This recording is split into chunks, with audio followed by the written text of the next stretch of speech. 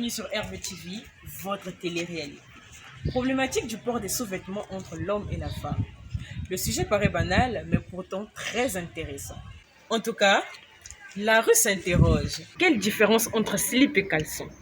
Qu'est-ce qui est mieux chez l'homme comme chez la femme? Il y a caleçon et slip. Hein. Ah oui? La différence? Ah, ça. Bon, la différence, je peux dire, c'est au niveau de la forme, peut-être. Oh, le cassif, c'est un peu droit. Le slip, ça coince, mais le cassif, c'est jusqu'à vraiment aux cuisses. Là. Et puis, sont-ils obligatoires ces sous-vêtements? Avec l'évolution au mal ou en bien, on apprend que certains hommes n'en portent plus et que certaines femmes se baladent comme ça. N'importe ça. J'ai grandi, ça me sert maintenant. Mais depuis qu'on a grandi, depuis enfance, maman nous faisait porter les slips. On les met. Ah non, ça ne change pas. Les bijoux là, il est naturel, il est comme ça. Si c'est gros, c'est gros. Si c'est petit, c'est petit. Là-bas, ça ne change pas. La première cause, elle peut être médicale parce que c'est constaté. Puis une autre cause, c'est un phénomène social. Ce sont des jeunes filles. Elles voient ça à la télé, elles veulent reproduire, être à la mode, comme on les appelle, entre guillemets, facile à garer, vite fait.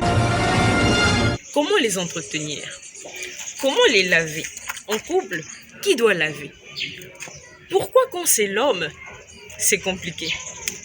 Bon, si vous êtes seul, vous les lavez vous-même. Si vous êtes avec votre femme, c'est parfois madame, mais parfois vous-même quand vous avez le temps. Et vous lavez aussi pour madame? Oui, quand ça vous arrive vous-même, pas sous le consentement de madame, madame vous demande de laver, là c'est pas bon.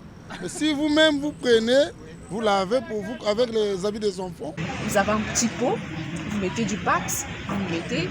Après 2 heures ou 3 heures, si ça vous semble bon, vous vous lavez, vous mettez au fil.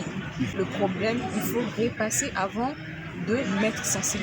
Je ne vois aucun mal à ce que l'homme puisse laver, mais pour la tête d'un homme, ça, c'est une construction sociale. Combien de sous-vêtements doit-on avoir?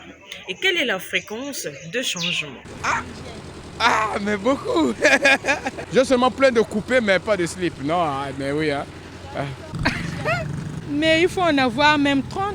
Même 5 ou 8 aussi, si tu vas te débrouiller avec ça. Tous les jours. Quand tu portes ça le matin, le soir, si vous avez une femme, tu dois enlever. Maintenant, si vous êtes célibataire, ça dépend de votre propriété. Ça dépend du rythme de vie de la personne. Je peux pas donner une conclusion pour toutes les personnes quand même.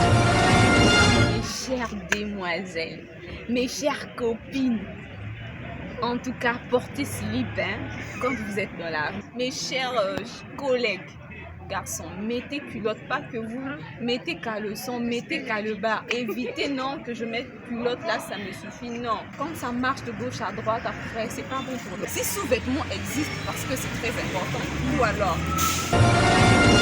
Voilà, c'est la fin de notre petite enquête qui à coup sûr nous a édifiés. On se retrouve très prochainement sur notre télé-réalité RVTV.